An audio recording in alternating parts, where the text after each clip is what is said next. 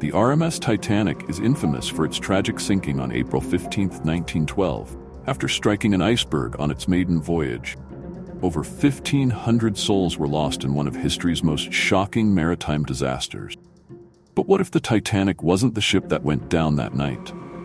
What if it was her nearly identical sister ship, the RMS Olympic, and the disaster was all part of a massive insurance fraud? This is the Titanic Olympic switch theory.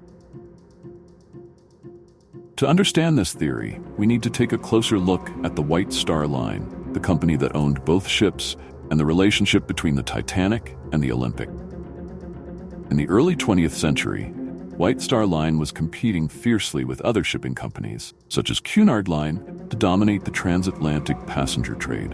In response, they designed three massive, luxurious ocean liners: the Olympic, the Titanic, and the Britannic. The Olympic was the first of the trio to be built and launched in 1911, followed closely by the Titanic. Both ships were nearly identical in design, with only minor differences in the arrangement of portholes and promenade windows. From the outside, they looked virtually the same. But here's where the conspiracy theory begins. Just months after its maiden voyage, the RMS Olympic collided with a British warship, the HMS Hawke, off the coast of the Isle of Wight in September 1911. The collision caused serious damage to the Olympic, and repairs were costly.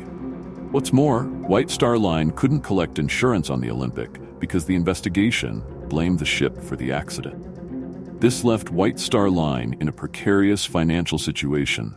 They were on the hook for costly repairs to the Olympic, while also preparing the Titanic for its highly anticipated maiden voyage. According to the switch theory, this is when the company hatched a scheme to swap the Olympic with the Titanic and orchestrate an insurance fraud that would save White Star Line from financial ruin. Proponents of the switch theory believe that White Star Line secretly swapped the Olympic and Titanic in a matter of weeks. The ships were nearly identical, so it would have been easy to repaint names, swap a few fittings, and fool the public. The plan, according to conspiracy theorists, was to deliberately sink the Titanic, which was actually the damaged Olympic, and collect a massive insurance payout for the accidental loss of the ship.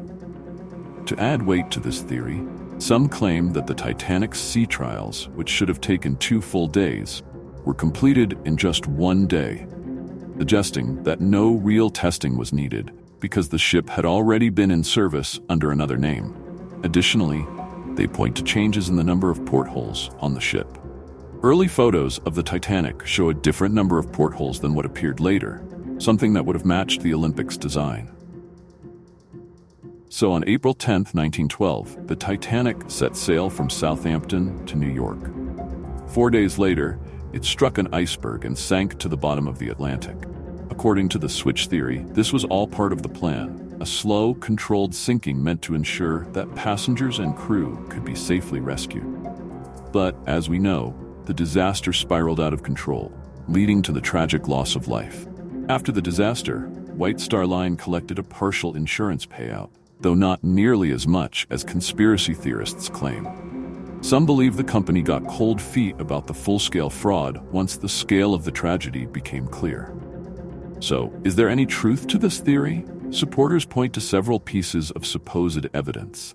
For instance, they claim that after the Titanic sank, shipbuilder Harland and Wolff made curious alterations to the Olympic, such as removing some of the flooring that matched the Titanic's design. Others argue that certain wealthy passengers, like J.P. Morgan, canceled their trip at the last minute, possibly because they knew about the plan. There's also the mysterious case of lifeboats bearing the name Olympic, allegedly being recovered from the wreck site, although this has never been proven. But there's a mountain of evidence against the theory as well. The sheer logistics of switching 2 massive ships in a matter of weeks would have required the cooperation of thousands of workers, none of whom ever came forward with any credible testimony. Additionally, many survivors and crew members had been on both the Titanic and Olympic and never reported any irregularities. So, did the White Star Line pull off one of the biggest frauds in maritime history? Most historians and experts agree that the Titanic and Olympic were never switched. The theory, while fascinating, lacks solid evidence and is mostly fueled by speculation and circumstantial coincidences. But like many conspiracy theories, the Titanic Olympic switch endures because it taps into our desire for a hidden truth behind historical tragedy. What do you think? Could the greatest ship ever built really have been swapped in a desperate financial scheme? Or is this just another tall tale lost to the depths of history? Let us know in the comments below.